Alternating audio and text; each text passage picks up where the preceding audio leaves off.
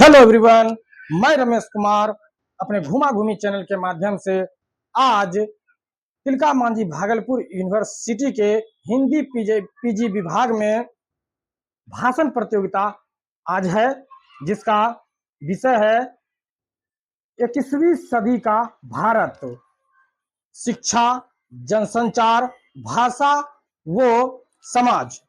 आज इस विषय पर हिंदी पीजी विभाग के छात्र और छात्राएं अपने अपने मत और विचार प्रकट करेंगे और इन सबों विद्यार्थियों में जिसका चयन होगा उसको कल यानी 14 सितंबर को प्रमाण पत्र के साथ पुरस्कृत किया जाएगा। एक बार जब स्वामी विवेकानंद 1893 में अमेरिका गए हुए थे तो वहां उन्होंने देखा कि एक अमेरिकी व्यक्ति उससे बात कर रहे थे अंग्रेजी में और उससे पूछा गया कि हाउ आर यू, आप कैसे हैं।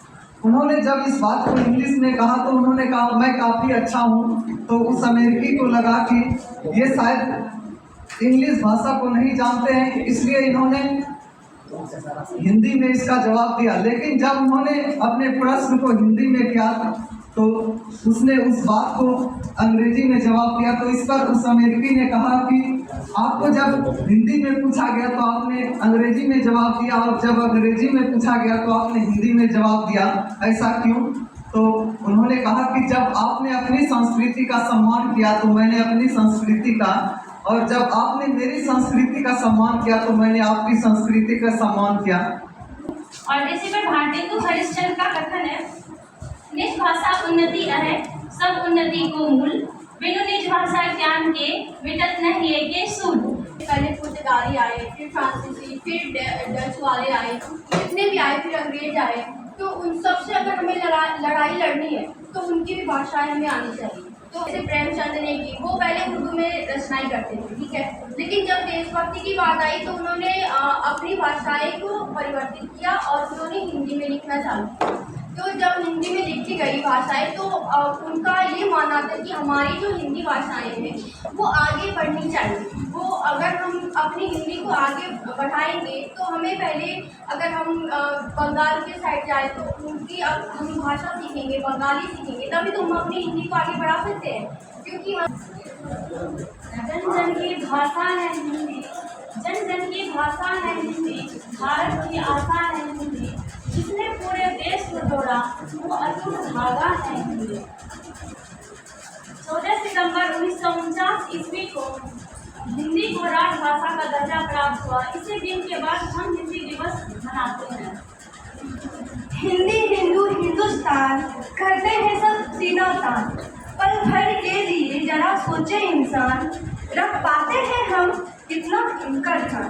तो इसमें हरिशंकर परसाई जो कवि है तो वो एक बयान में बोले थे कि अब ये हिंदी जो है, हिंदी भाषी प्रदेश में ही मनाया जाता है और हिंदी ऐसे प्रदेश में भी मनाया जाना चाहिए जहां वहां के नागरिकों को समझ में आए, उनके बारे में जानकारी मिले, और हिंदी उसको ही सिखाना चाहिए, जागरूक करना चाहिए। आधुनिक युग कवि जिसे कहते हैं कुमार विश्वास, वो कहते हैं ये उर्दू बाज में है और मैं हिंदी माँ का जाया हूँ, जवाने मुल्क की बहने यही पैगाम लाया हूँ। ये उर्दू बाज में है और मैं हिंदी माँ का जाया हूँ, जवाने मुल्क की बहने यही पैगाम लाया हूँ। मुझे दुगनी मोहब्बत से सुनो उर्दू जवां वालों, मैं हिंदी माँ का बेटा हूँ, घर मौसी के आया हूँ।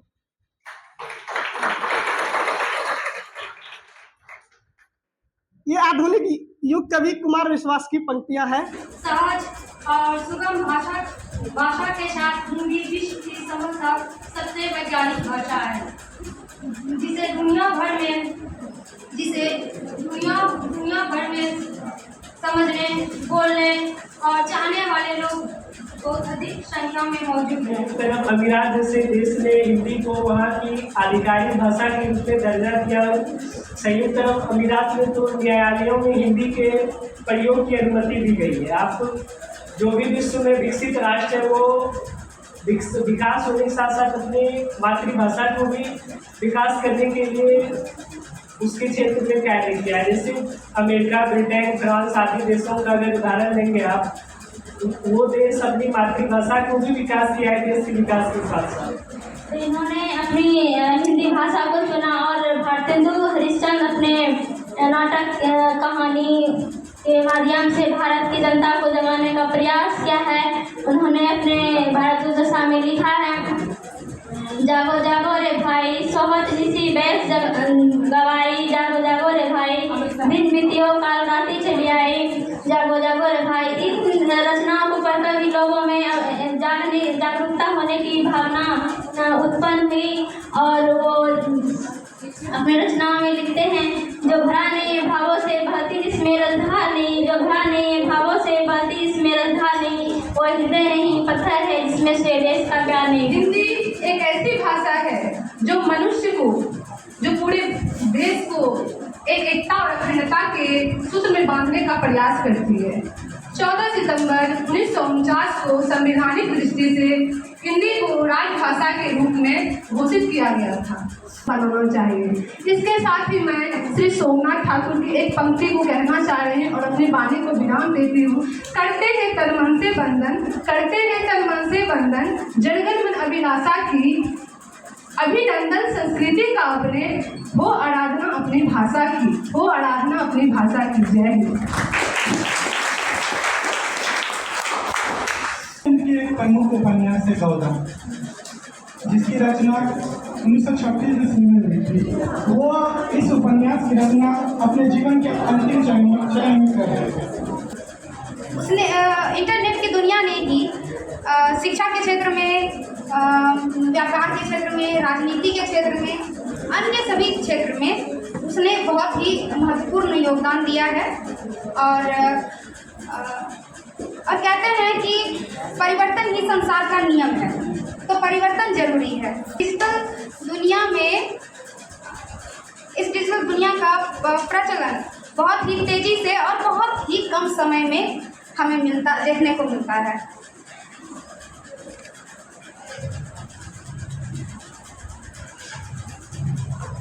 अब मैं अपने मूल विषय शिक्षा पर बात करना चाहूँगी। मनुष्य के लिए शिक्षा उतना ही अनिवार्य है जितना कि शरीर के लिए सांस। मैं मेघा और आज का मेरा विषय है जो हमारी जीवन की कड़ी है, जिनसे हमारा जीवन है, हमारी वृद्ध की समकालीन स्थिति। वृद्ध विमर्श का अर्थ है वृद्धों की स्थितियों का आकलन कर उसे समझना तथा उससे संबंधित घटनाओं पर चिंतन करना। वर्तमान युग में वृद्ध विमर्श की आवश्यकता बहुत ही ज़्यादा बढ़ चुकी है। हमारे चारों ओर वृद्ध की उपेक्षा हो रही है, इसीलिए इस स्थिति में पारिवारिक मूल्य विघटित हो रहे हैं, परिवार टूटते जा रहे हैं तथा परिवारों में अजनबीपन बढ़ता ही जा रहा है। ऐसे समय में मानव तथा मानवीय समाज को वृद्धों के बारे में सोचने, समझने तथा वृद्ध विमर्श की आवश्यकता है। हमारे भारतीय समाज में वृद्ध विमर्श की बहुत ज़्यादा आवश्यकता है। हमारे भारतीय समाज में भरे पूरे परिवारों का बहुत ही महत्व है। कोई भी निर्णय लेने का अधिकार हमारे घर के मुखिया यानी कि हमारे बुजुर्गों का होता है, इसीलिए वह हमारे घर की नींव मानी जाती है। का विषय है समकालीन जनसंचार। सबसे पहले हम जनसंचार के बारे में समझ लेते हैं। जनसंचार एक ऐसी प्रक्रिया है जिसमें हम किसी एक व्यक्ति द्वारा या किसी एक संस्था द्वारा किसी उपकरण या यंत्र के द्वारा एक बड़े जनसमूह को संबोधित किया जाता है। इसके द्वारा समाज के हर एक वर्ग के इंसानों को जोड़ा जाता है। लेकिन अभी समकालीन परिप्रेक्ष्य में अगर जनसंचार की बात करें तो सबसे पहले हम देखेंगे यहाँ पर इंटरनेट का एक महत्वपूर्ण स्थान है जो कि जनसंचार को एक पुष्टप दिया है। भारत की परमाणु नीति ससे के बाद जूही क्रमांक 40 तैयार है। मैं शशि कुमार, वर्ग क्रमांक 6 संभाग 4। मेरे जो विषय है वो है भारत की परमाणु नीति विश्व के संदर्भ में। भारत की जो परमाणु नीति है, इसके उपलक्ष्य में जो होमी जहांगीर भाभा 1954 ईस्वी में जो है उन्होंने मतलब एक शोधशाला का निर्माण किया उन्होंने। और हमारे जो प्रथम प्रधानमंत्री थे उन्हें शांति में ज़्यादा विश्वास था। उन्होंने परमाणु को लेकर जो वक्तव्य दिए थे कि उनका जो उपयोग करेंगे वो सिर्फ ऊर्जा के लिए करेंगे। यह नीति आगे बढ़ी जब 1960 आया और 1962 ईस्वी में भारत और चीन के बीच युद्ध हुआ और 1965 और 71 में पाकिस्तान से जो युद्ध हुआ, उस स्थिति को देखते हुए इसमें बदलाव किया गया। जो सोच प्रधानमंत्री जवाहरलाल नेहरू की थी उसके विपरीत इंदिरा गांधी ने इसमें बदलाव किए और प्रथम परमाणु जिसका परीक्षण किया गया वह 18 मई 1974 ईस्वी को। इस ऑपरेशन का नाम स्माइलिंग बुद्धा दिया गया क्योंकि 18 मई को बुद्ध पूर्णिमा थी और इसके उपलक्ष्य में जो है भारत की कड़ी आलोचना हुई। और आज हम जानते हैं हमारे समाज में स्त्री को देवी का रूप माना गया है। कहा जाता है यत्र नार्यस्तु पूज्यन्ते रमन्ते तत्र देवता, अर्थात जहाँ स्त्री की पूजा होती है वहाँ ईश्वर निवास करते हैं। हम देखते हैं कि इसके संबंध में रघुवीर सहाय कहते हैं नारी बेचारी है पुरुष की मारी है, नारी बेचारी है पुरुष की मारी है, तन से क्षुद्रित है, लपक कर झपक कर अंत में चित्त है। संचार हमें मध्यकाल में चित्रकारी जैसे शिलालेख, गुफालेख, ताम्रपत्र के माध्यम से संचार के बारे में हमें पता चला।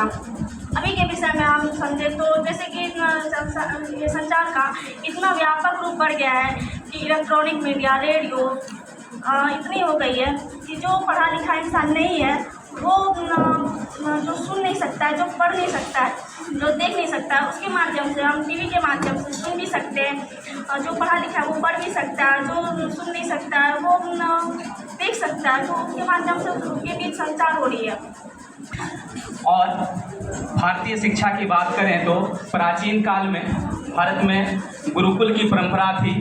उसके बाद उस समय हम देखते हैं कि स्त्रियों को भी शिक्षा का अधिकार था, लेकिन हम जानते हैं कि भारत पे आक्रमण हुए, उसके विदेशियों ने आक्रमण किया, मुस्लिमों का आक्रमण हुआ, उसके बाद अंग्रेज़ों का आक्रमण हुआ, भारत ने बहुत कुछ झेला, मदरसा का तहजीब, उसके बाद अंग्रेज़ों ने गुरुकुल परंपरा को समाप्त किया और एक कॉन्वेंट स्कूल और गवर्नमेंट स्कूल अंग्रेजी शिक्षा को प्रतिपादित किया। लॉर्ड मैकाले ने यहाँ की शिक्षा व्यवस्था को पूरी तरह से बदलकर गुरुकुल की परंपरा को समाप्त कर दी। नज़रअंदाज किया जाता है, किसी शायर ने ठीक ही कहा है कि बर्बाद गुलिस्ता करने को बस एक ही उल्लू काफ़ी था, हर साथ पे उल्लू बैठा है, अंजाम गुलिस्ता क्या होगा। डॉक्टर भीमराव अंबेडकर कहते हैं कि शिक्षा हमें निडर बनाती है, शिक्षा हमें निडर बनाती है, हमें स्वतंत्र जीवन जीने की क्षमता देती है, हमें एकता सिखाती है और हमें हमारी मौलिक अधिकारों से परिचित कराती है। काला शादी का एक कथन भी है कि अगर देश में सबसे ऊंचे पद पर अगर किसी को रखने की जरूरत है तो शिक्षक को रखा जाए, क्योंकि वो समाज के नायक होते हैं, समाज के दिशा निर्धारक होते हैं, वो जिस रूप में चाहे राष्ट्र को उस रूप में ढाल सकते हैं। इसलिए कहा भी गया है कि प्रलय और सृजन शिक्षक के हाथों में है, शिक्षक के गोदों में पलता है। चार की छात्रा आज आप सभी के समक्ष हिंदी के उज्जवल भविष्य पर अपना विचार प्रकट करने जा रही हैं। एक भाषा के रूप में हिंदी न सिर्फ भारत के, आज से कुछ वर्ष पूर्व देखें तो भारत में ये कहने वाले बहुत लोग थे कि हिंदी तो कोई भाषा नहीं है, अगर है भी तो गंवारों की बोली है। लेकिन हिंदी ने यह प्रमाणित किया कि अवसर मिलने पर हिंदी क्या कर सकती है।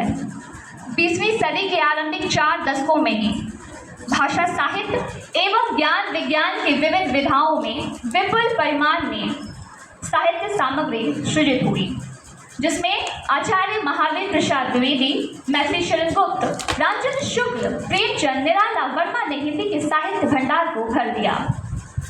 आज दुनिया में जितने हिंदी भाषी हैं उतने कभी इतिहास में नहीं थे। वर्तमान में जितना सरकारी सहयोग और समर्थन प्राप्त है उतना पहले कभी नहीं था। फानूस बनकर जिसकी हिफाजत खुदा करे, फानूस बनकर जिसकी हिफाजत हवा करे, वो समा क्या बुझे जिसको रोशन खुदा करे, वो समा क्या बुझे जिसको रोशन खुदा करे। कहते हैं कि देश, किसी भी देश का विकास उसके बड़े बड़े महलों से, चमचमाती कारों से नहीं देखा जा सकता, नहीं आंका जा सकता। कहते हैं कि किसी कवि ने कहा है कि 100 में 70 आदमी फिलहाल जब नाशाद है, दिल पर रखकर हाथ कहिए देश क्या आज़ाद है।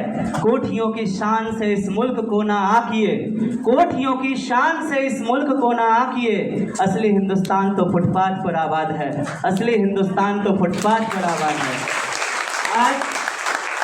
आज ई कॉमर्स जो आप फट से ऑनलाइन एक क्लिक में आप शॉपिंग करते हैं, एक मॉल में आप उसी से सब्जी खरीदते हैं, उसी से कपड़े खरीदते हैं, यानी कि आपके द्वारा किया गया व्यय केवल एक व्यक्ति को अमीर बना रहा है, केवल एक व्यक्ति को बढ़ा रहा है, जिससे क्या हो रहा है कि अमीरी और गरीबी के बीच की खाई बढ़ती ही जा रही है। रामधारी सिंह दिनकर ने कहा है कि स्वानों को मिलता दूध भात, स्वानों को मिलता दूध भात, भूखे बच्चे अकुलाते हैं, माँ की ममता में ठिठुर ठिठुर जाड़े की रात बिताते हैं, जाड़े की रात बिताते हैं। परम आदरणीय नेता जी, अध्यक्षा जी, हिंदी विभाग, मित्रों, छात्र छात्राओं, बहुत से शिक्षण संस्थान में हमने देखा बने हुए सांचे पर लोग ढलते हैं, लेकिन आज यहाँ देखने को मिला सांचे बनाकर ढलते हैं। यहाँ आप प्रतिभागी छात्रों को मैं 2 शब्द कहना चाहूँगा कि इतनी शिद्दत से निभाओ अपना किरदार, इतनी शिद्दत से निभाओ अपना किरदार कि पर्दा गिर भी जाए तो तालियां बजती रहे।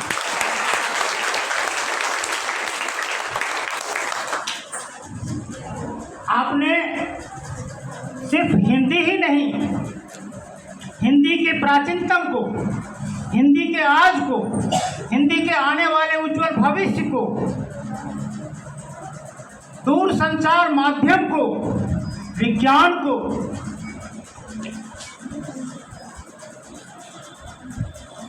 शिक्षक को, शिक्षा को और संचार की ऐतिहासिकता को, किस प्रकार से संचार कभी काम करता था और आज क्या है, नारी की स्थिति कल क्या थी, आज क्या है, कल क्या होने को है, इसके लिए कितना संघर्ष करना पड़ा आपको, इसे भी आपने दर्शाया।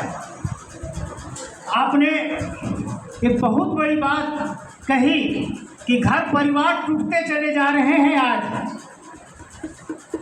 क्यों माता पिता का सम्मान नहीं करते हैं, वृद्धों का सम्मान नहीं, कहाँ कहाँ आपका ध्यान नहीं गया। बहुत खुशी मिलती आज के इस संभाषण से।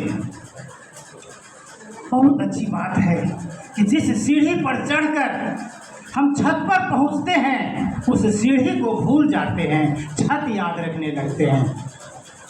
याद रखिए उस सीढ़ी को जिससे आप उस छत पर चढ़े, उसके प्रथम पायदान जो होंगे वह भी कभी आपके लिए पूज नहीं रहा होगा।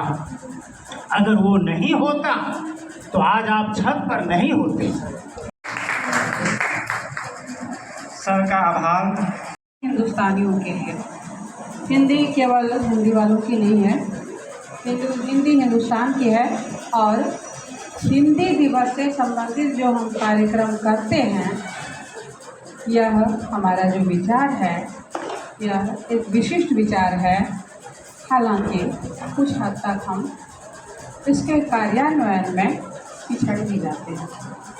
तो यह जो भाषण प्रतियोगिता हिंदी सप्ताह समारोह में आयोजित है, इसके लिए आपकी हिंदी विभाग की अध्यक्षा नीलम जी, हमारे मित्र, आपके शिवनारायण बाबू, नीलू, हमारी और भी प्रिय मित्र, मधुसूदन बाबू हमारे अग्रज, हमारे अनुज दिव्यानंद जी, हमारे पुत्रवत मंजीत और सारे बच्चे, जिन्हें आपकी मैडम ने बच्चे कहने के लिए मना किया क्योंकि आप काफ़ी बड़े हो चुके हैं। बिल्कुल सही है, बड़े हो चुके हैं और हम इसी दिन का इंतजार भी कर रहे थे। अच्छा लगा कि आपने इतनी अच्छी प्रतियोगिता रखी, लेकिन थोड़ी सी कमी मुझे लगी कि आप सभी जो MA कर रहे हैं हिंदी से, बनेंगे तो टीचर, बोलने के लिए तो सबको आगे आना चाहिए था। क्या बिना बोले आप टीचर नहीं बन सकते? जब हम पढ़ाई कर रहे थे, अपनी पढ़ाई के बारे में बताते हैं, तो मेरे दिमाग में एक ही बात थी कि बनना तो प्रोफेसर है, अब बाहर लोगों के जैसा बनना है तो वक्त का भी वैसा ही होना चाहिए। आदरणीय मंच, छात्र बंधु, मातृशक्ति, एक आपका वंदन है, स्वागत है, अभिनंदन है, नमन है। आपके लिए शुभकामनाएं हैं, आपके लिए मनोकामनाएं हैं। आप स्वरूप की दृष्टि से, सभ्यता की दृष्टि से, संस्कृति की दृष्टि से, आचरण की दृष्टि से आप उन्नति के उत्तम स्थापित हों, यही कामना। यह कार्यक्रम आज आपका निश्चित रूप से बहुत अच्छा मैं इसलिए कह रहा हूँ, इसके पहले जितने सारे सत्र हुआ करते थे उन सारे सत्रों में अलग अलग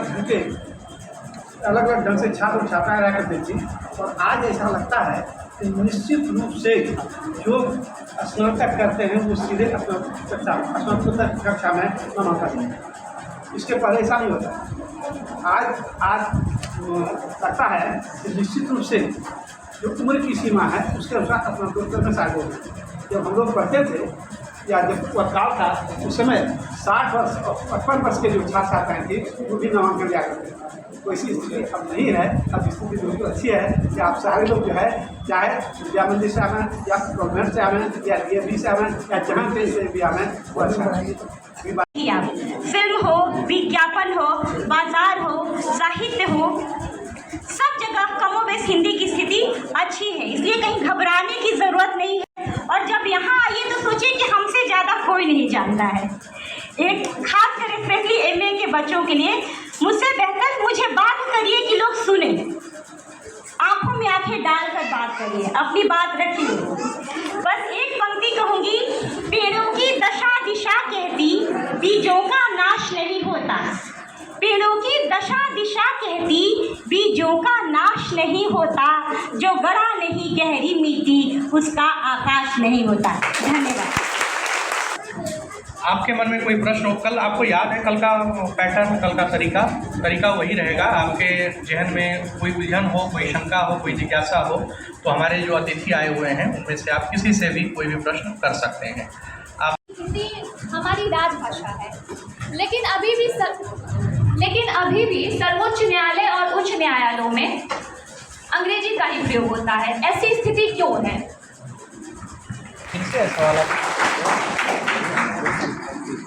हिंदी के लिए आपको अड़ना होगा, लड़ना होगा, झगड़ना होगा और जो है सारा संघर्ष करना पड़ेगा, तभी आप हिंदी को उस स्थान पर समझ पाएंगे जब करोड़ों की संख्या में आपका पत्रक राष्ट्रपति को जाएगा, प्रधानमंत्री को जाएगा, कैबिनेट को जाएगा, सारे लोगों को जाएगा, पक्ष को जाएगा, विपक्ष को जाएगा, सत्ताधार के लोगों को जाएगा, प्रशासनिक अधिकारियों को जाएगा, न्यायिक पदाधिकारियों को जाएगा, तभी जो यह काम सब होगा, अन्यथा नहीं हो सकेगा। धन्यवाद। 210 ये अनुच्छेद है संविधान में, 120 और 210 भाग 17 के अलावा है। भाग 17 में 343 से 351 तक है, वो राजभाषा के बारे में, हिंदी के बारे में है। और उसी में से एक अनुच्छेद है 348 जो कि हाई कोर्ट और सुप्रीम कोर्ट की भाषा के लिए है, कि हाई कोर्ट और सुप्रीम कोर्ट में किस तरह की भाषा का प्रयोग होगा उसके बारे में दिशा निर्देश 348 में दिया गया है। और वहाँ ये बात रखी गई है कि हाई कोर्ट और सुप्रीम कोर्ट की सारी कार्रवाई अंग्रेजी में होगी। 24 हाई कोर्ट हैं इस देश में, 24 में से 4 हाई कोर्ट जो कि हिंदी प्रदेश के हैं वहाँ पर हिंदी में कार्रवाई होती है, बाकी 20 हाई कोर्ट्स में नहीं होती है, सुप्रीम कोर्ट में बिल्कुल नहीं होती है। मेरा प्रश्न प्रतिभा मैम से है। मैम, आपने कहा कि जिसने भी भाषण दिया स्त्री के विषय पे, उन्होंने केवल उनकी बीती हुई जो स्थिति थी उस पर चर्चा की, पर आप ये बताएं कि स्त्री आज कैसे सफल है? इस प्रश्न पर जरूर विचार होना चाहिए। स्त्री की स्थिति तब से जब की बात आप कर रहे हैं यत्र नार्यस्तु पूज्यन्ते, और जबकि आप बात कर रहे हैं कि मुग़लों और अंग्रेज़ों के आने के बाद स्थिति बहुत बिगड़ गई। हमारे यहाँ शिक्षा इत्यादि स्त्रियों के लिए सोचा भी नहीं जाने लगा। तब से आज की जो स्थिति है, जिसके चलते आज इतनी लड़कियां और हम महिलाएं एक साथ इकट्ठे होते हैं, कोई भी कह सकता है कि स्थिति बहुत ही बेहतर हो चुकी है। हम सभी जानते हैं कि जीवन का कोई क्षेत्र ऐसा नहीं है जो स्त्री की पहुंच के बाहर है। आज के समय में स्त्री अपने हक की लड़ाई लड़ते लड़ते इतना आगे पहुंच चुकी है कि बहुत जगह तो उसकी ही केवल चलती है। जैसे कि आप अपने समाज में मेरे विभाग में हाँ, ये मजाक भी है, ये मजाक भी है, और अच्छी बात है इनकी शरारत हमारी मित्र हैं, ये कर सकती हैं।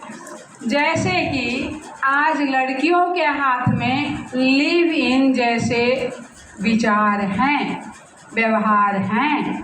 मैं शादी नहीं करूंगी, मैं बच्चे पैदा नहीं करूंगी, और यह बात हमारे शहर तक आ चुकी है। कहाँ कहाँ पर ऊंचाइयाँ हासिल की हैं, यह तो रोज़ ही आप देख रहे हैं अखबारों में, सोशल मीडिया में, कि कौन सा क्षेत्र है जहाँ नहीं है स्त्री। मंच पर उपस्थित हमारे सबसे पहले अनुपस्थित हमारे वरिष्ठ मधुसूदन बाबू जी नहीं है अभी, प्रतिभा राजन जी, हमारे